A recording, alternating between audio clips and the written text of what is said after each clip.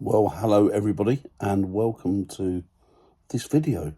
It's a weird one, this one. It's going to be an odd one, this one, because it's talking about the paranormal and my dealings with the paranormal. Oh, by the way, do you like my haircut and the beardless look? It's the egg look that I've gone for, and I think I'm pulling it off pretty good. It's the hard-boiled egg look. Anyway, let's get away from that. Talk about the paranormal.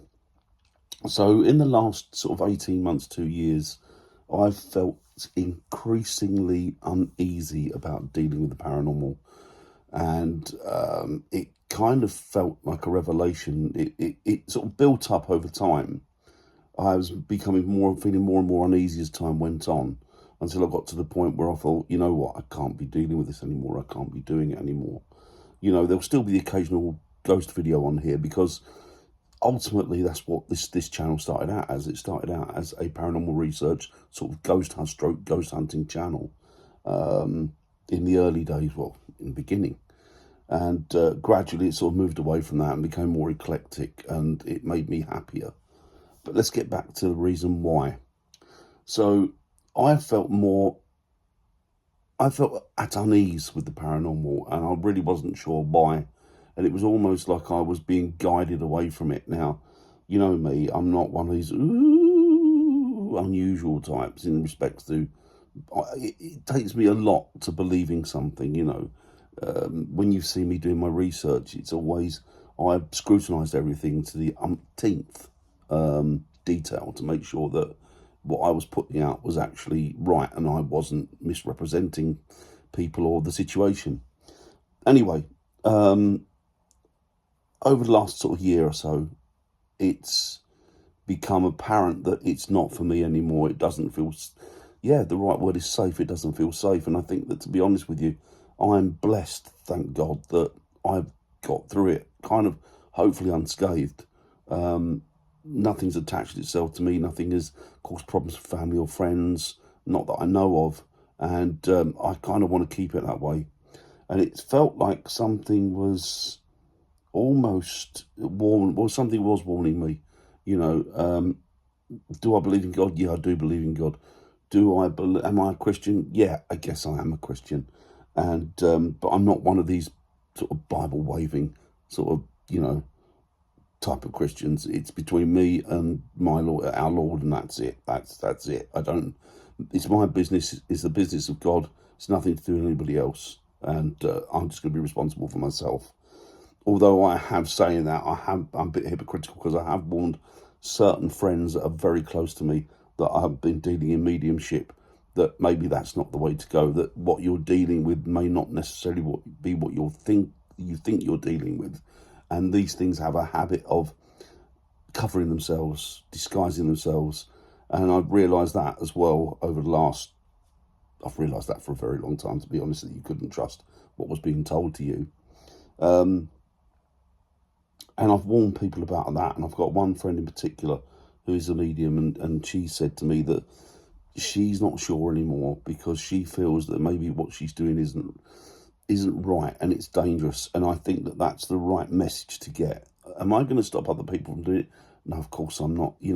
Each of us has our own path, and I wouldn't dream of ruining somebody else's enjoyment of the subject. And the thing is, as well, it was very enjoyable. It was a lot of fun, and it's a small field, really, considering, but it's very closely weaved. You have all your friendships and your identity and everything gets put into it. You become, for example, I've been doing it for many, many years, and I was quite well known. I'm quite well known in the field as a paranormal investigator. But the time has come to just sort of say goodbye to it, really, to leave it behind, because I don't think it's going to serve me any purpose. In fact, I think that it's controversial, but it could possibly cause more problems than it's worth. And I have seen people that have suffered problems because of it. And I say I'm lucky enough to not be one of those. And a lot of my friends are lucky not to have been in that situation. But yeah, it felt almost like it was a divine intervention. It's weird. It sounds crazy saying this, but it felt like it was a divine intervention. It felt like that that the veil was lifted, and I couldn't see what was on the other side, but I knew that maybe what I was dealing with wasn't positive, and it spurred me on. And it's been a sort of push me pull you situation, because even though I wanted to move away from it, everything that I've had was more or less invested in it, and so I would, in essence, be leaving myself behind somewhat. I felt that, this is not all that I am. In fact, this is a very small part of who I am, and that I need to move on and move away from it for safety and for peace, really. Yeah, peace.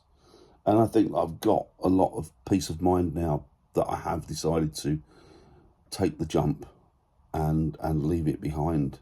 Like I say, excuse me, there will still be ghost stories on here, because ghost stories are a part of the social fabric of society.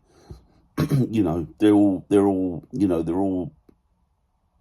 go to make up the human ideal. They go to make up, who we are through history and who we are today. They're all part and parcel of that. But will I be getting involved anymore? No, I don't think so.